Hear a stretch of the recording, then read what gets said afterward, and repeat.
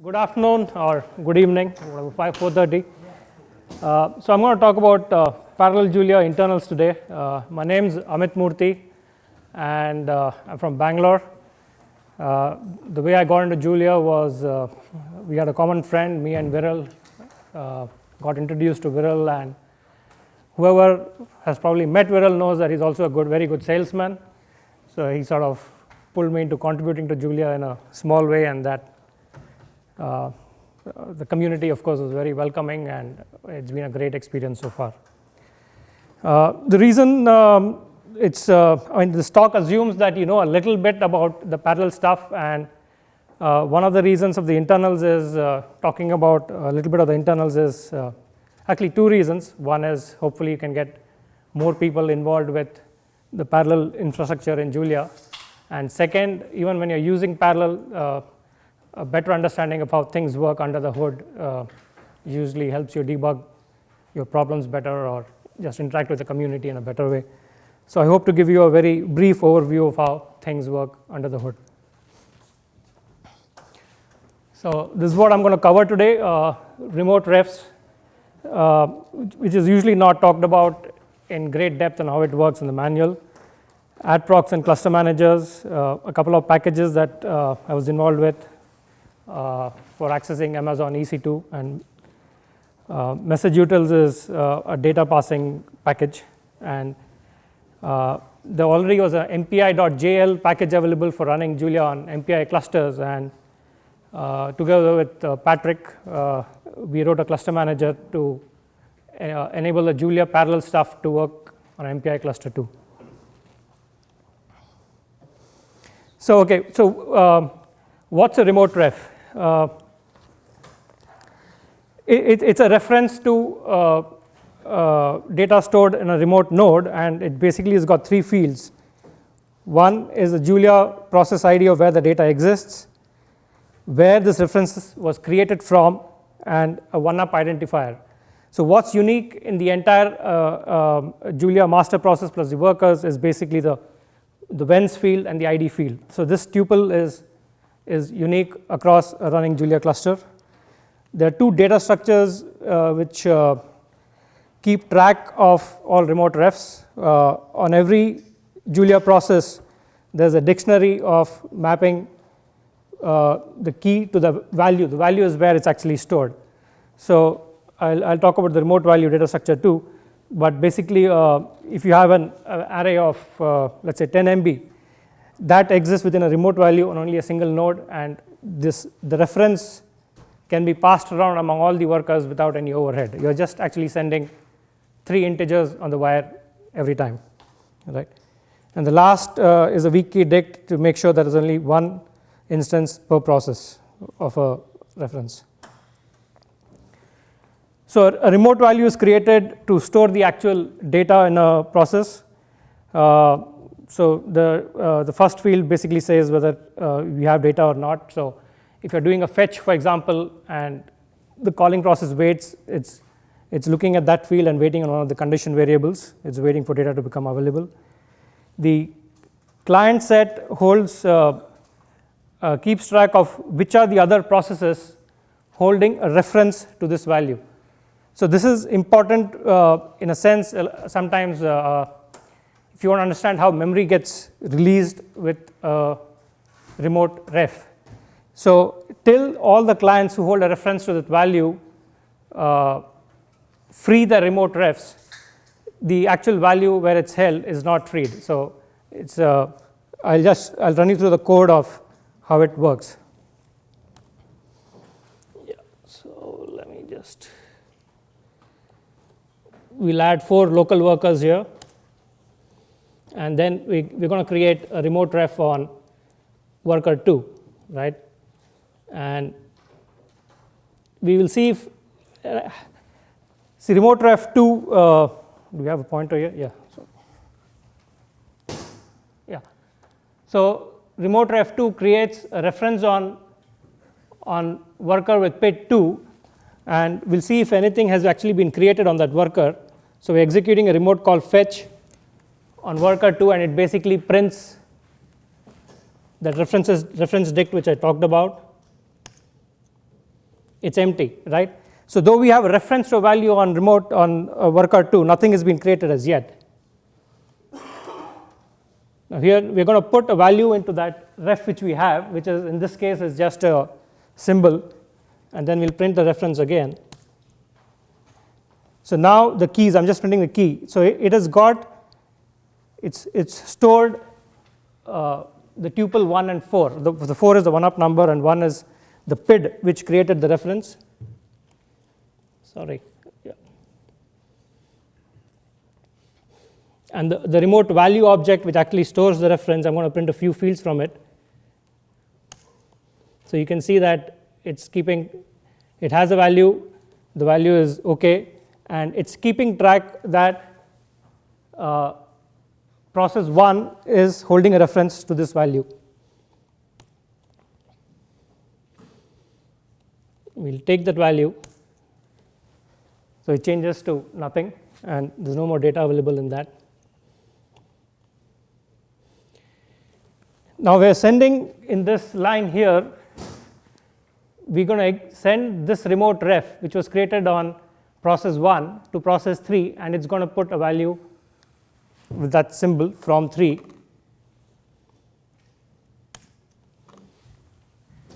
So what's interesting here is now worker 2 knows that worker 3 also has a reference to this particular value. If you notice, the data has not come here. The reason for this is this call resulted in worker 1 sending the information to worker 2 saying 3 is going to store the value, but this call has not yet been executed by the time this was printed.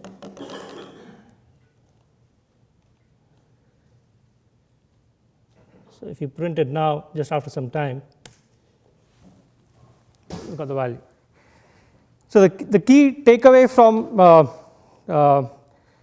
from this exercise is I wanted to convey that it's okay to send remote refs across processes. They're just basically 3 integers, and the remote value where the data is actually held never leaves the node where it's stored, it's created.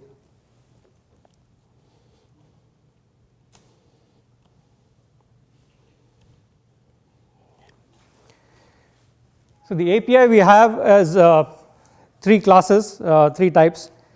So you might have looked at code with @async and @sync blocks, which I'll talk about.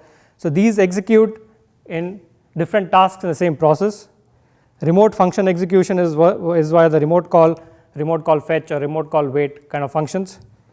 This is not message passing in the traditional MPI sense. The functional model is you actually execute a remote function always, and you can pass data to that function, or it can access local data, but it's always a function execution, unlike the MPI model where you're actually sending data and the same program is working on the data. And to execute expressions, we'll basically use the macros @spawn, @spawn@, or @everywhere. So this is again a simple example of @sync and how @async works. So what is happening here is the @sync block does not return till all these @async calls are finished, and each @async gets executed in parallel. So what we are doing here is we're looking at we are enumerating the worker PIDs, and on each worker PID we're just going to sleep for some time, which is basically the worker IDs are 2, 3, 4, and 5, so it's going to wait for double the seconds, and then we're going to print it as it gets executed. Now the way this works internally is on the current task, in the task local storage we have a key called spawns, and I'll just execute it and we'll see it working so you get an idea of how.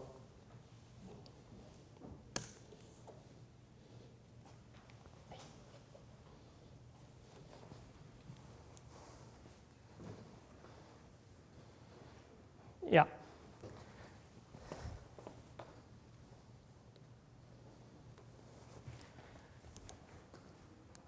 So the task local storage spawns is actually a tuple, the first of which is a list of tasks that @sync has to wait for completion. So it has started these 4 tasks and it's waiting for it to complete. And as you see that these tasks were being executed in parallel, and these got printed subsequently. And when that sync block comes out, the local thing is again set to an empty set. So spawns is actually a tuple. The first element of which is a list of tasks it needs to wait for, and the second is a tuple which is used for like sort of nested @sync blocks. So it's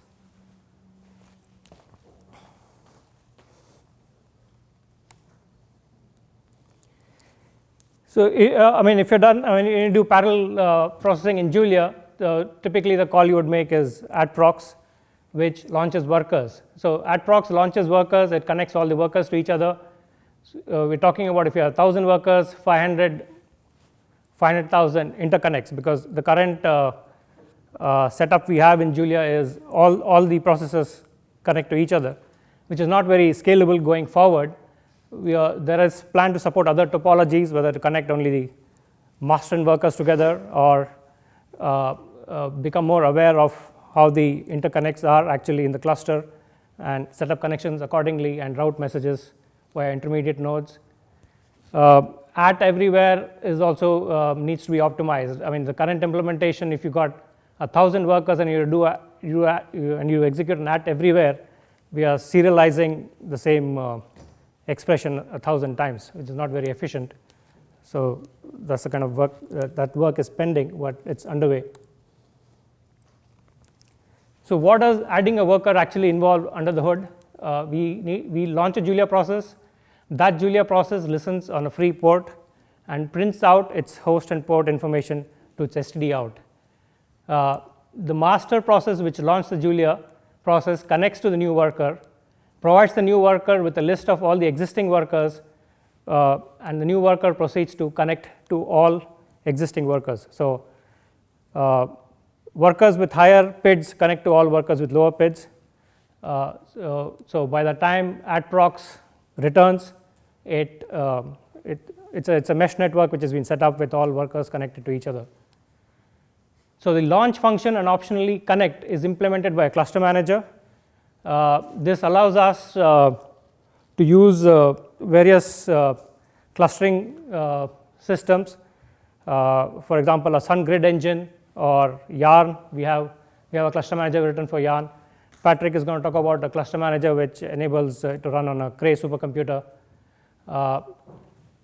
Within Julia, inbuilt, there are 2 cluster managers. One is a local manager which runs processes, which adds additional workers locally, and an SSH manager which, given a set of machines which are running a SSH daemon, can use SSH to launch workers on that machine.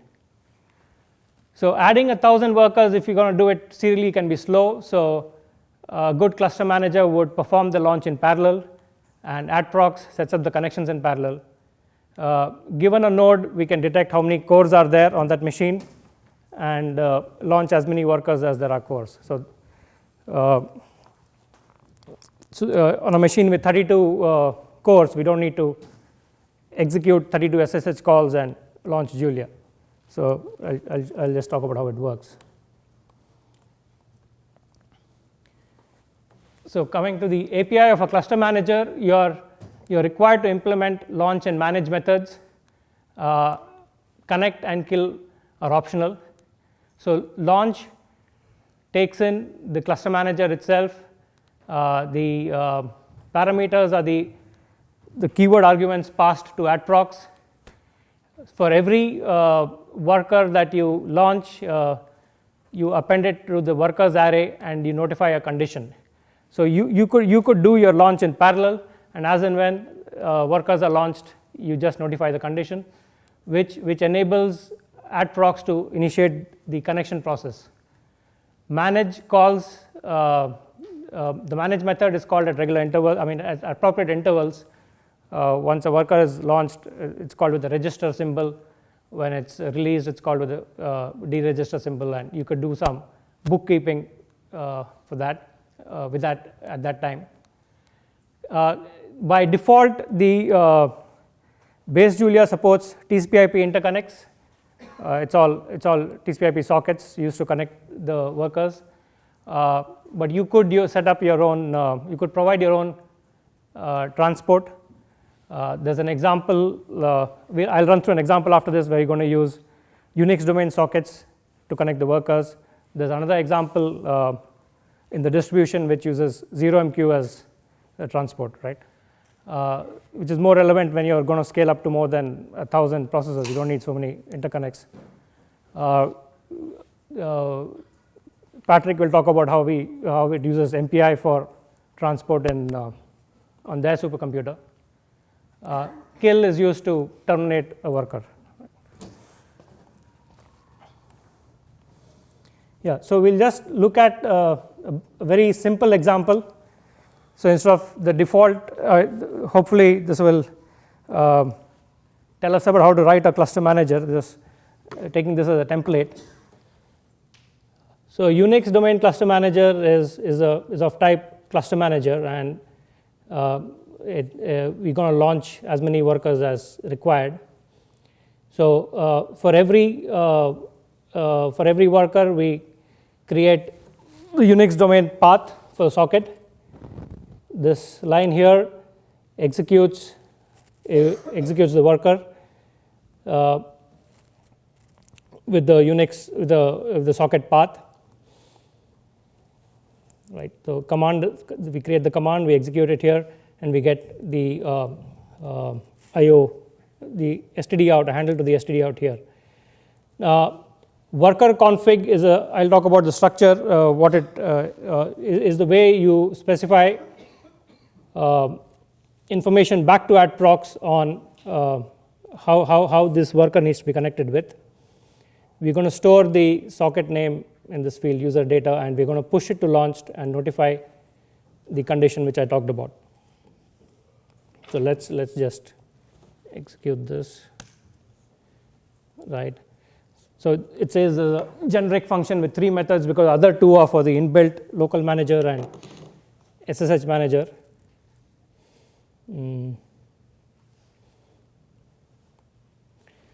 So connect is called for every to connect the local worker to that PID, right? So what's happening here is if on the master process we set this field connect at to the path which we had copied here, right? So that's the path the worker is going to be listening on, and we process we set up a loop to read the std out from the worker and just print it to our output. And if I'm on a worker, it's a worker to worker connection. I get the sock name from this connect at field which has been sent over, and the coming down here is where the actual connection happens. I get the address from the sock name, I set up a connection, and I return a tuple of the read stream and the write stream, which in this case happens to be the same socket object. Now this loop is here even in this example because we are launching the workers in sort of parallel here in this loop, right? So a worker may not have started listening by the time we're trying to connect, so we're just retrying a few times. So you'll find this example in the examples subfolder in the base distribution. So we execute this. And I have a very basic manage method implemented which just prints it.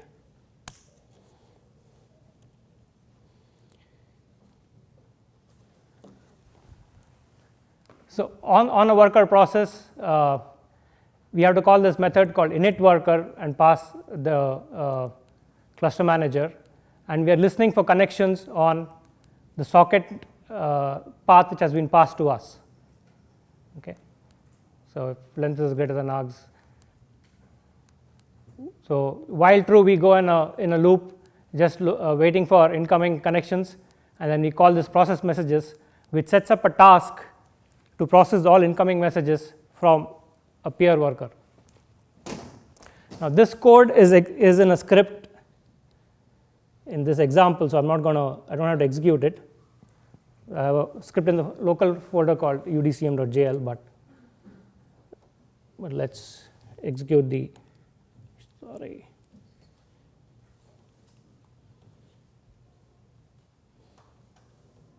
Yeah.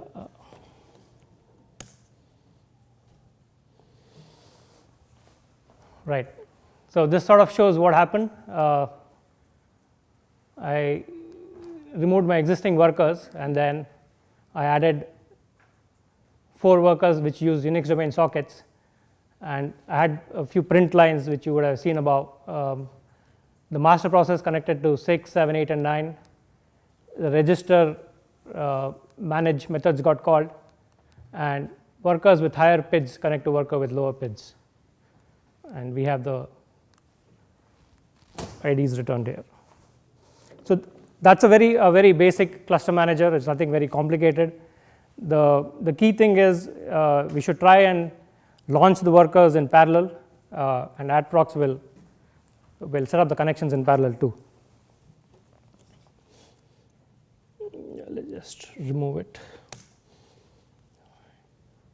Yeah, and deregister got called. Okay. So, okay, I'm not able to display the top part here, but anyway, for every worker, this is the kind of information maintained in a Julia process. The key things I'd like to talk about are the 2 streams for sending data to a remote worker and receiving data from a remote worker. In reality, for TCP/IP, this will be the same object as would have been for the Unix to pin socket. There are situations where it's different, especially when we use custom transports. The other 2 things which are relevant are these 2 things, these 2 fields, del messages and add messages. So garbage collection on a single process is known, right? I mean, Oscar's working on has done good work on that. But when you're talking about remote refs and distributed garbage collection,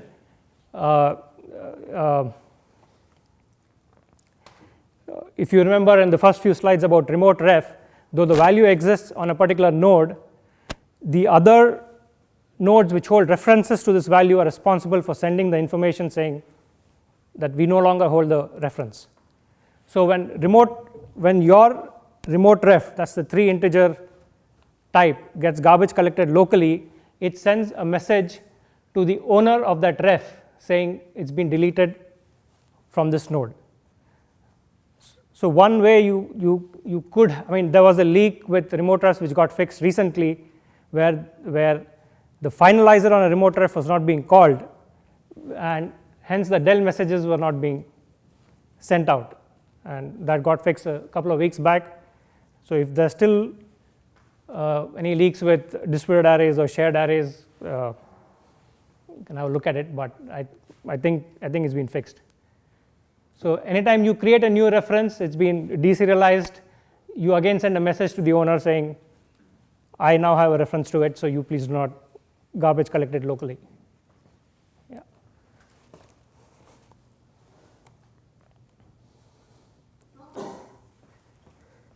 So worker config is used to connect to a new worker. The key things here are,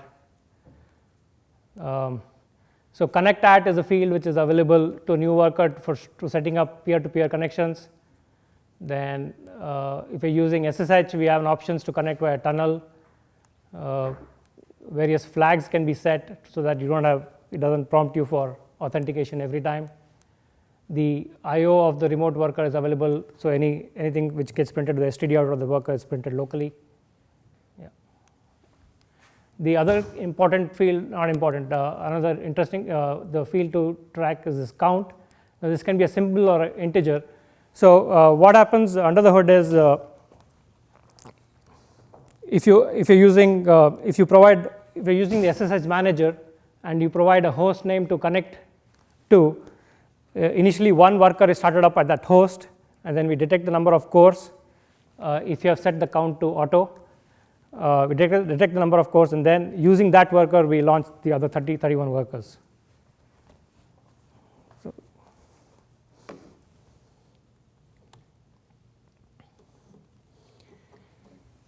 So for every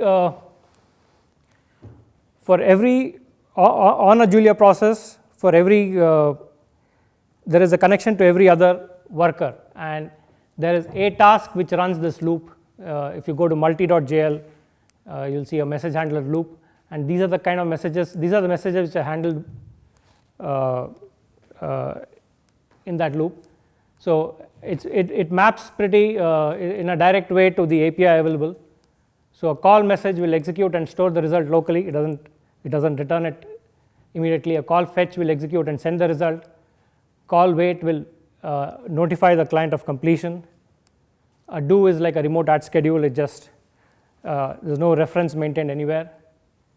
A result message is sent when you're getting data back from the remote worker. The last three are used during setup of the cluster.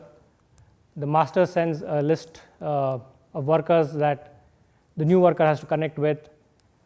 Once it's connected, it sends back a join complete message. So I'm just giving this information so that you're aware of the process by which a cluster is set up, and if you want to help us improve it, you'll have some background for it.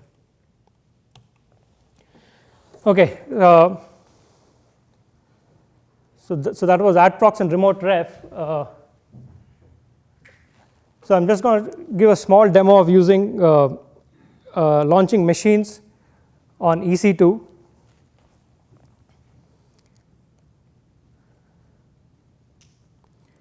So there's a package called aws.jl which you could install, and it's got some high-level APIs. One is EC2 launch.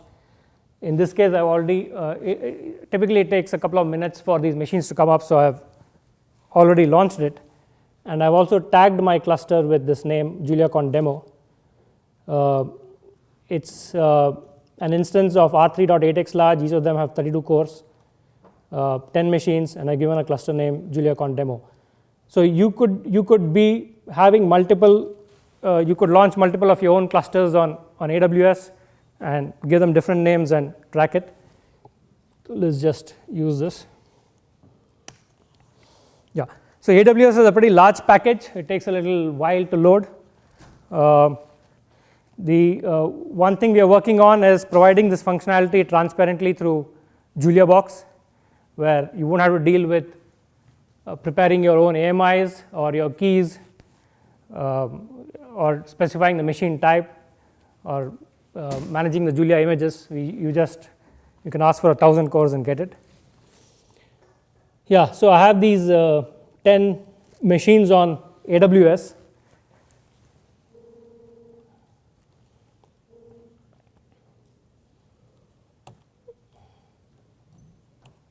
Yeah. And I want to do an adprox on these 10 machines.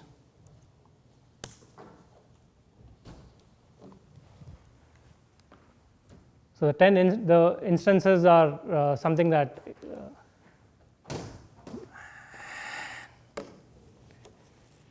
okay, let me just try this again. Are you on the MIT guest network by any chance?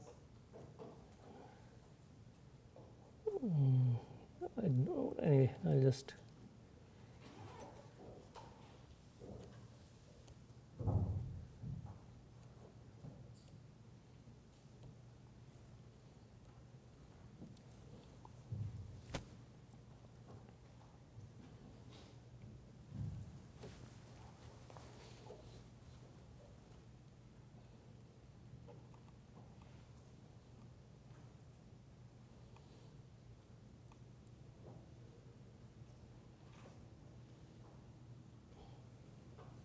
Yeah, sorry about that.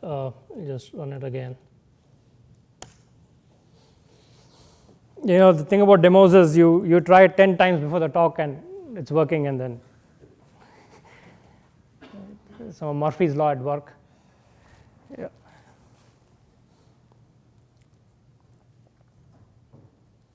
Right, we got those machines.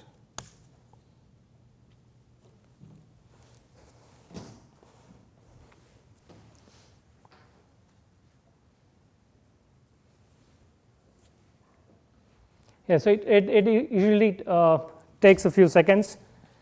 So we got 10 into 32, 320 workers in about 13 seconds.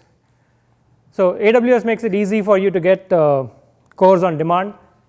What we have seen is, especially if you use spot instances, it can be as cheap as $10 per hour for 1,000 cores.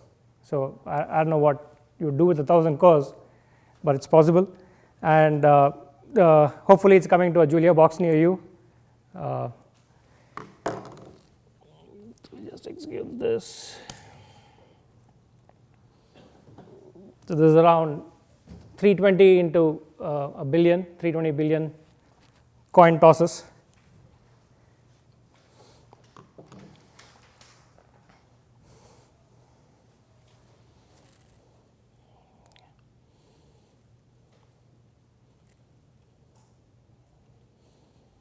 And while that's going on, it's important for us to terminate the instances. Otherwise, you'll continue paying for it. Yeah. But this is this.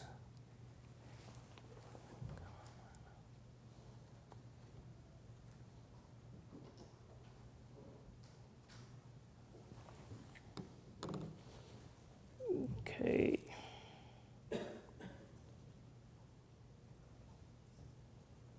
Yeah, I think the next time around it should be a little faster. It would probably involve some code compilation on the remote workers.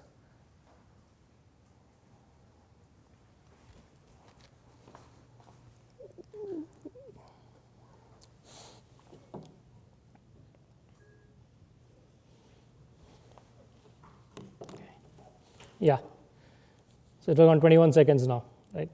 So, but the amazing thing is you actually have access to 320 cores on, quite easily.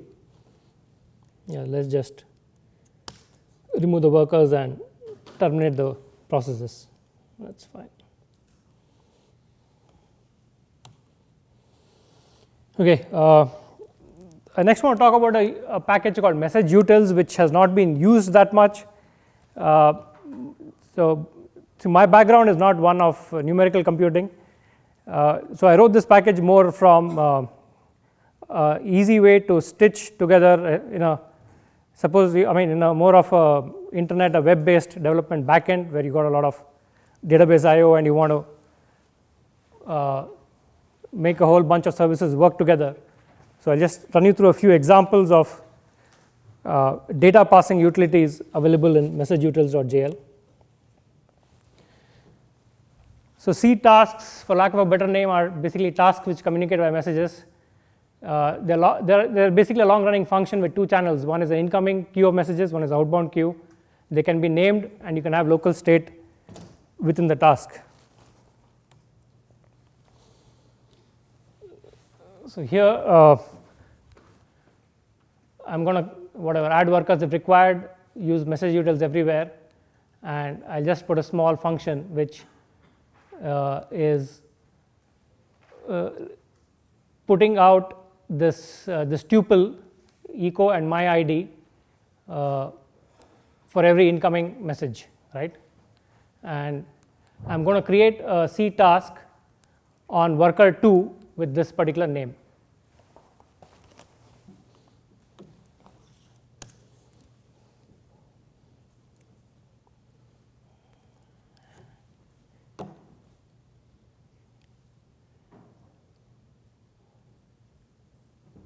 Okay, let me just try restarting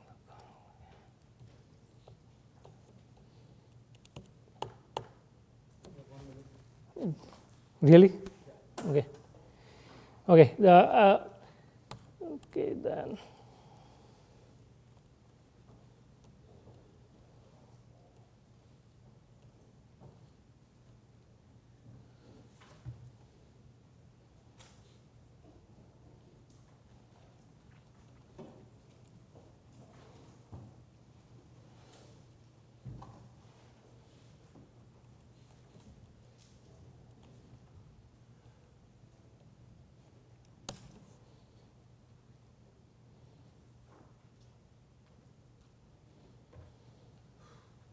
Okay, I don't know why it's not working, but I'll take any questions. Perfect. Okay, we have the next speaker set up while we take some questions. If your Julia session is crashing when you use AWS, like can you get hold of your workers when you start your session? What's the problem? I don't understand that. On your client machine, you are starting like 10 workstation on AWS, and then let's say your client session is crashing. Right? Yes. So your machine are still running. Right. Can you still reconnect to your machines? Okay, so Keno has a remote REPL. So right now it's not possible, you can't connect. But there's been talk of providing a way to start a long-running job on a cluster like this and detach from the job and connect back to the REPL. Yeah, but it's planned, but we don't have it yet. Right. If the client-side crashes, what happens with GC? Do the values on the server side get GC'd eventually, or? Yeah. So if a worker crashes, all the other processes detect that the worker has crashed because the TCP/IP connection breaks, and the references are cleaned up automatically. For embarrassingly parallel, workers don't have to connect with one another, do they? You said it's optional, right? No, currently all workers do connect with one another, but there's a patch available, PR pending, which would allow for various connection topologies, maybe only the master and slave, so that you could distribute the work. But that's going to probably merge in a couple of weeks. Yeah, but in the current master, it's always a mesh network. And in response to the last question, the workers could just do a heartbeat, right? Instead of waiting. No, there's no heartbeat right now. Yeah, but we should be implementing it and restarting workers as they think. But we could have heartbeat, yes. Right. One last question. There was one more. No. Okay. Thank you.